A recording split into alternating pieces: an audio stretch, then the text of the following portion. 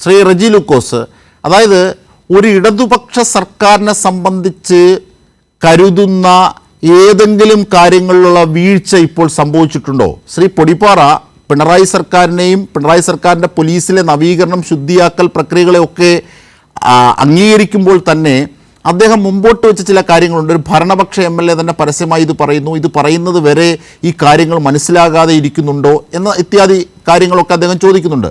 പക്ഷേ ഒരു ഇടതുപക്ഷ സർക്കാർ എന്ന നിലയിൽ, പ്രത്യേകിച്ച് ഈ പിണറായി വിജയൻ സർക്കാരിൻ്റെ 8 വർഷക്കാലം പോലീസിനെ നവീകരിക്കാൻ, മീൻസ് പോലീസിനെ ശുദ്ധീകരിക്കാൻ ഇടപെട്ട നടപടികളുടെ ആർജവം അതുകൂടി കാണണ്ടേ നാം ഈ വിമർശനങ്ങളൊക്കെ ഉന്നയിക്കുമ്പോൾ? ഇപ്പോഴും അത് തന്നെയല്ലേ തുടരുന്നത്?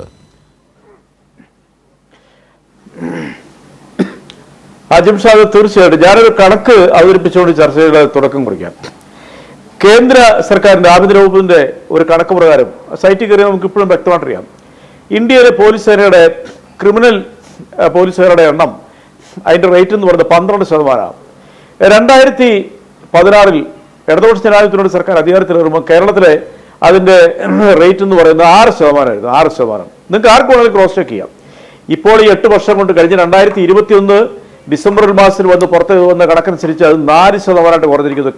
പോലീസ് സേനയിലെ ക്രിമിനലുകളുടെ, ഈ അഴിമതി എല്ലാം അതിനകത്ത് വിടും, പോലീസ് ഉദ്യോഗസ്ഥരുടെ റേഷ്യോ എന്ന് പറയുന്നത്, റേറ്റ് എന്ന് പറയുന്നത്, ശതമാനം എന്ന് പറയുന്നത്. അപ്പൊ അതിൽ നമുക്ക് എന്താ മനസ്സിലാക്കാൻ പറ്റുന്നത്? കഴിഞ്ഞ 8-8.25 വർഷമായിട്ട് കേരളത്തിലെ പോലീസിൽ വന്നിരിക്കുന്ന ഒരു നവീകരണം, മനുഷ്യന്റെ മുഖഭാവമുള്ള, മനുഷ്യന്റെ ഭാഷയിൽ സംസാരിക്കുന്ന, മനുഷ്യത്വമുള്ള ഒരു പോലീസ് സേനയായിട്ട് വാർത്തെടുക്കുക. അതിനു മുമ്പ് കേരള പോലീസിനെ സംബന്ധിച്ച് അങ്ങനെ ഒരു ആക്ഷേപമൊന്നുമില്ല. എങ്കിലും ക്രിമിനലുകളുടെ എണ്ണത്തിൽ വന്ന വലിയ വ്യത്യാസം കേരളത്തിലെ ഇടതുപക്ഷ ജനാധിപത്യത്തിനുള്ള നേട്ടം തന്നെയാണ്. ഞാൻ ഉദാഹരണം പറയാം. അതായത് UDF ഭരണകാലത്ത് കേരളത്തിൽ ലോക്കം മർദ്ദനത്തിലൂടെ മരിച്ചവരുടെ എണ്ണം 23 പേരാണ്. ഉരുട്ടിക്ക് വന്നവർ കോട്ടയം ജില്ലയിൽ ഞങ്ങളുടെ 2 പോലീസ് സ്റ്റേഷനിൽ അത് ഉണ്ടായി. പക്ഷെ നമ്മുടെ സർക്കാർ 8 വർഷം കൊണ്ട് വന്നിരിക്കുന്ന കേവലം 8 പേര് മാത്രമേ ഉള്ളൂ. അതിന്റെ കാരണങ്ങളൊക്കെ നമുക്ക് വളരെ വിശദമായിട്ട് അറിയാൻ പറ്റും. രണ്ടാമത്തെ വസ്തുത എന്ന് പറയുന്നത് എന്താണെന്ന് വെച്ചാൽ, ജനമൈത്രി പോലീസ്, കേരളത്തിൽ ജനമൈത്രി പോലീസ് വരുന്നതിന് മുമ്പ് ഒരു പോലീസ് സ്റ്റേഷനിൽ ഒരു പൗരൻ ചെന്ന് കഴിഞ്ഞാൽ അവന് യാതൊരു പരിഗണനയില്ല, അവൻ പുറത്ത് അല്ലെങ്കിൽ അതിനകത്ത് പോയി നിൽക്കണം. ഇന്ന് നമ്മൾ ഹോട്ടലിലെ റിസപ്ഷനിൽ പോയി ചെല്ലുന്ന പോലെയാണ് ഒരു പോലീസ് സ്റ്റേഷൻ ചെന്നാൽ. അത് ബഹുമാനപ്പെട്ട കോടിയേരി ബാലകൃഷ്ണൻ ആഭ്യന്തരമന്ത്രി ആയിരുന്നപ്പോൾ ഒരു വിപ്ലവകരമായ മാറ്റമാണ്. അങ്ങനെ ഇടതുപക്ഷ സർക്കാരുകൾ കേരളത്തിൽ ഭരിക്കുന്ന കാലത്തെല്ലാം കൂടി വന്നൊരു മാറ്റമാണ് ഈ ജനകീയമായ ഒരു പോലീസിന്റെ അടിത്തറ എന്ന് പറയുന്നത്. എന്നാലും ചില പുഴുക്കുത്തുകൾ ഈ പോലീസ് സംവിധാനത്തിലുണ്ട്. അത് 4% വരുന്നത് മാത്രം. ഞാൻ മറ്റൊരു കണക്കൂടെ പറയാം, ഇവിടെ ആവർത്തിച്ചതാണെങ്കിലും ഞാൻ ഒന്നുകൂടെ പറയാൻ ആഗ്രഹിക്കുകയാണ്. ബഹുമാനപ്പെട്ട മുഖ്യമന്ത്രി വെളിപ്പെടുത്തിയത് പല ദിവസവും നമ്മൾ പറഞ്ഞിട്ടുള്ള 108 ഉദ്യോഗസ്ഥന്മാരെ, പോലീസ് ഉദ്യോഗസ്ഥന്മാരെ പിരിച്ചുവിട്ടു. കോടതിയല്ല, ഈ സർക്കാരിന്റെ ആഭ്യന്തര വകുപ്പ്. അതിൽ 2 DYSPമാരുണ്ട്, നിരവധി സർക്കിൾ ഇൻസ്പെക്ടർമാരും SI സഹിതമുള്ള പോലീസ് ഉദ്യോഗസ്ഥരുണ്ട്. 202 ഉദ്യോഗസ്ഥന്മാരെ പിരിച്ചുവിടാനുള്ള അവസാന ഘട്ടത്തിലേക്ക് എത്തിയിരിക്കുക. ഞാൻ ചോദിക്കട്ടെ, കേരളത്തിന്റെ ചരിത്രത്തിൽ ഇതുവരെ ഏതെങ്കിലും UDF സർക്കാർ ഒറ്റ പോലീസ് ഉദ്യോഗസ്ഥരെ പിരിച്ചുവിട്ടിട്ടുണ്ടോ? ആകപ്പാടെ VP ഷാജി എന്ന് പറഞ്ഞ ഒരു DYSP പിരിച്ചുവിട്ടു. അത് സംസ്ഥാന സർക്കാരല്ല, അത് സംസ്ഥാനത്തെ ഹൈക്കോടതി അയാൾ കൊലപാതകം തെളിഞ്ഞതിന്റെ പേരിൽ ഹൈക്കോടതി ഇന്നും അയാൾ ജയിലിലായതിന്റെ പേര് മാത്രമേ പിരിച്ചുവിട്ടിട്ടുണ്ട്. പിരിച്ചുവിടാൻ നിർബന്ധിതരായതാണ്, അല്ലാതെ കൊണ്ട് ഒരു ഉദ്യോഗസ്ഥനെ പിരിച്ചുവിട്ടിട്ടില്ല. ഇവിടെ ഇപ്പൊ സംഭവം എന്താ? ഇവിടുത്തെ വിഷയം എന്ന് പറയുന്നത് PV അൻവർ എന്ന് പറയുന്ന വളരെ ജനകീയ അടിത്തറയുള്ള, ജനങ്ങളോടൊപ്പം സഞ്ചരിക്കുന്ന ഒരു സ്വീപ്പ് സഹയാത്രികനായ, വളരെ ആർജവമുള്ള, നിരവധി സാമൂഹിക ദ്രോഹികൾക്കെതിരെ വിരൽ ചൂണ്ടിയിട്ടുള്ള, ആ കാര്യത്തിൽ യാതൊരു മടിയും ഇല്ലാതെ കണ്ട് അലകുഴപ്പം നയമില്ലാത്ത ഒരു MLA ആണ് PV അൻവർ. ഈ ചർച്ചയെ പറഞ്ഞത് എനിക്ക് യാതൊരു മടിയില്ല. അദ്ദേഹം ഉയർത്തിക്കൊണ്ടുവന്ന ചില ആരോപണങ്ങൾ, ഇന്നലെ അദ്ദേഹം പുറത്തുവിട്ട ഒരു ഓഡിയോ സന്ദേശം, ഇന്ന് ആ ഓഡിയോ സന്ദേശത്തിന്റെ അദ്ദേഹം ഉയർത്തിയ ആരോപണങ്ങളുടെയും ഫലമായിട്ട് രാവിലെ ഏതാണ്ട് 8 മണിയായപ്പോൾ ബഹുമാനപ്പെട്ട ഗോവിന്ദ മാഷോട് കണ്ണൂരിൽ നിന്ന് മാധ്യമപ്രവർത്തകർ ചോദിച്ചു, ഇങ്ങനെ PV അൻവർ കുറെ ആരോപണങ്ങൾ ഉന്നയിച്ചുകൊണ്ട് എന്താണ് പാർട്ടിയുടെ നിലപാട് ചോദിച്ചപ്പോൾ ബഹുമാനപ്പെട്ട ഗോവിന്ദ മാഷ് അത് പഠിച്ചിട്ട് പറയാം, അല്ലെ PV അൻവർ അത് സർക്കാരിന്റെ അടുത്ത് നേരിട്ടാണ് പറയേണ്ടതെന്നുള്ള ഒരു മറുപടിയും പറയാതെ കേരളത്തിന്റെ CPM സംസ്ഥാന സെക്രട്ടറി പറഞ്ഞൊരു മറുപടി പറയണം. ജോസഫ് സാർ ശ്രദ്ധിക്കേണ്ടതാണ്. അദ്ദേഹം പറഞ്ഞെന്താ, അത് വളരെ ഗൗരവമുള്ള ആരോപണങ്ങളാണ്, സംസ്ഥാനത്തെ പാർട്ടിയും സർക്കാരും അത് ഗൗരവത്തിലെടുക്കും എന്ന് പറഞ്ഞപ്പോൾ തന്നെ ഈ ഗവൺമെന്റിനെ കുറിച്ച്, പാർട്ടിയെ കുറിച്ചുള്ള വിലയിരുത്തൽ ഈ കേരളത്തിലെ ജനങ്ങളുടെ അടുത്ത് ഒരിക്കൽ കൂടി തങ്ക ശോഭയിൽ വഴിവായത്. ഇന്ന് 11-11:30 ബഹുമാനപ്പെട്ട PV അൻവർ വീണ്ടും തന്നെ പത്രസമ്മേളനം തുടങ്ങി. അതിനു മുമ്പ് തന്നെ രാവിലെ ഗസ്റ്റ് ഹൗസിലേക്ക്, കോട്ടയം നാട്ടകത്തെ ഗസ്റ്റ് ഹൗസിലേക്ക് ബഹുമാനപ്പെട്ട മുഖ്യമന്ത്രി കേരളത്തിന്റെ DGP വിളിച്ചു വരുത്തി 45 മിനിറ്റ്സ് അദ്ദേഹം ചർച്ച ചെയ്തു. മാധ്യമങ്ങൾ റിപ്പോർട്ട് ചെയ്തു കഴിഞ്ഞു. അദ്ദേഹം പോലീസ് ഓഫീസേഴ്സിന്റെ സംസ്ഥാന യോഗത്തിൽ, അതിന്റെ അവസാനത്തെ സമ്മേളനത്തിൽ അദ്ദേഹം പ്രസംഗിക്കാൻ എഴുന്നേറ്റപ്പോൾ അദ്ദേഹം തുടക്കം കുറിച്ച് എങ്ങനെയാണെന്നറിയോ? അതാണ് ആലോചിക്കേണ്ടത്. വേണമെങ്കിൽ മുഖ്യമന്ത്രിക്ക് വേണേൽ PV അൻവറെ വിളിച്ചു വരുത്തി അത് അന്വേഷിക്കട്ടെ, സർക്കാർ തീരുമാനം എടുക്കാമെന്ന് പറഞ്ഞാൽ പോലീസ് ഇതുവരെ സംരക്ഷിക്കുകയോ PV അൻവറിനെ തള്ളിപ്പറയുകയോ ചെയ്യാമായിരുന്നു വാക്കുകൾക്കിടയിലൂടെ. അതൊന്നും ചെയ്തില്ല കേരളത്തിലെ മുഖ്യമന്ത്രി. ഇത്രയ്ക്ക് പരിവർത്തനങ്ങൾ ഈ പോലീസുകാരെ വരുത്തി ജനങ്ങളോടൊപ്പം നിൽക്കുന്ന ഒരു പോലീസുകാരെ അന്ന് കാണിച്ചു കൊടുത്ത മുഖ്യമന്ത്രി പറഞ്ഞത് എന്താ പറഞ്ഞത്? ഇവിടെ ചില ഉന്നത ഉദ്യോഗസ്ഥർ പുഴുക്കുത്തൊഴിലുകളിൽ ഈ പിന്നെ സർക്കാർ ഈ പോലീസ് അസോസിയേഷന്റെ സമ്മേളനത്തിൽ വെച്ചാണ് മുഖ്യമന്ത്രി ഇത് പറയുമ്പോൾ ഖരഘോഷമാണ് സദസ്സിൽ നിന്നും വരുന്നത്.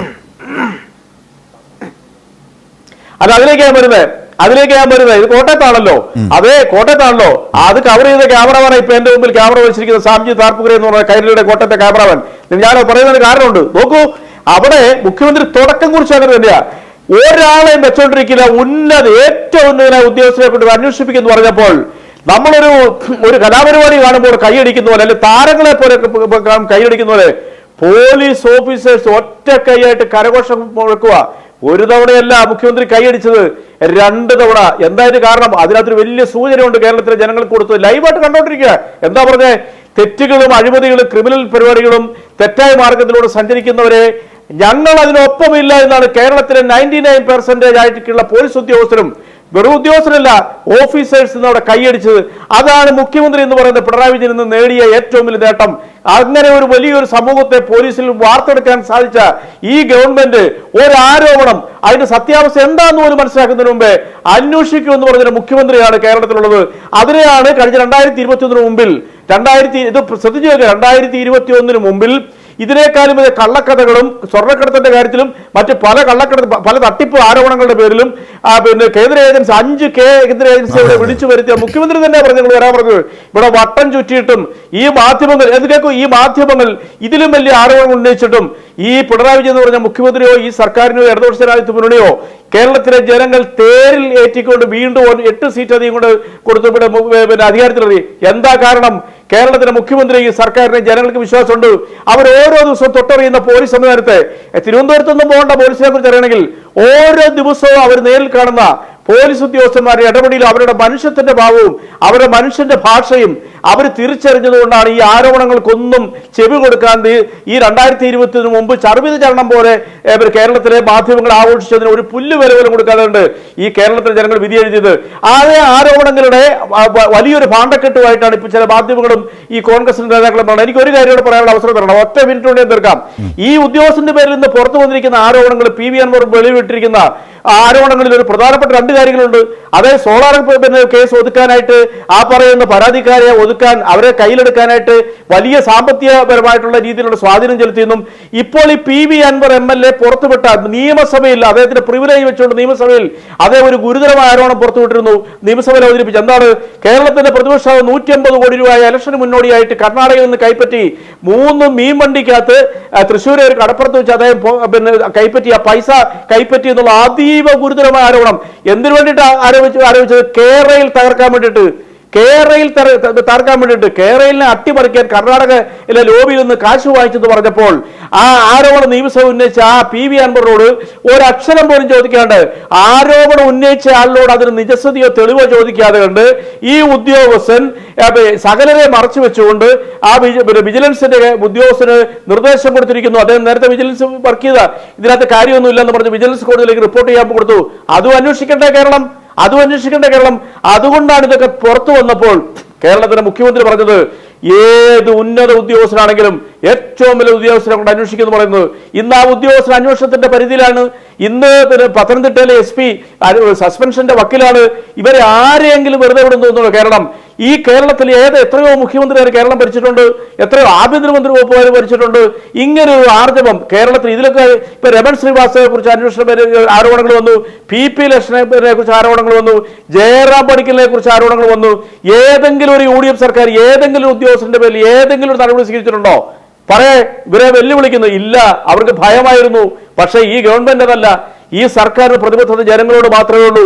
കേരളത്തിലെ ജനങ്ങളോടുള്ള പ്രതിബദ്ധത മാത്രമാണ് അത്. അദ്ദേഹം എന്ന് പറഞ്ഞു, ഈ സർക്കാരിന്റെ പ്രതിബദ്ധത ജനങ്ങളോടാന്ന് പറഞ്ഞു കേരളത്തിലെ മുഖ്യമന്ത്രി.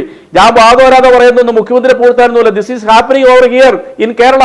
അതുകൊണ്ടാണ് ഞാൻ പറഞ്ഞത്, അതിനു മുമ്പിൽ ക്യാമറ വെച്ച ക്യാമറമാന്മാരും മാധ്യമപ്രവർത്തകരും, ഞാൻ 3ാമത്തെ ചാനല അവരൊക്കെ പറയുന്നു രാഷ്ട്രീയത്തിന് അതീതമായിട്ട് ഇന്നത്തെ മുഖ്യമന്ത്രിയുടെ ആ പൊതുവേദിയിൽ അദ്ദേഹം അവതരിപ്പിച്ചു. അത് വേണമെങ്കിൽ മുഖ്യമന്ത്രിക്ക് ഇത് അന്വേഷിക്കട്ടെ, ഞാൻ തിരുവനന്തപുരത്ത് എത്തട്ടെ, കാര്യങ്ങൾ പിന്നെ തീരുമാനിക്കാമെന്ന് പറഞ്ഞാൽ ഈ പറയുന്ന മാധ്യമങ്ങൾ അതിനെ അനുസരിക്കും. കാരണം അദ്ദേഹം കേരളത്തിന്റെ നിയമത്തിന്റെ വഴിക്ക് പോകട്ടെ പോകും എന്ന് പറയാമായിരുന്നു. പക്ഷെ അങ്ങനെയല്ല പറഞ്ഞത്. അത് ശരിയാണ്.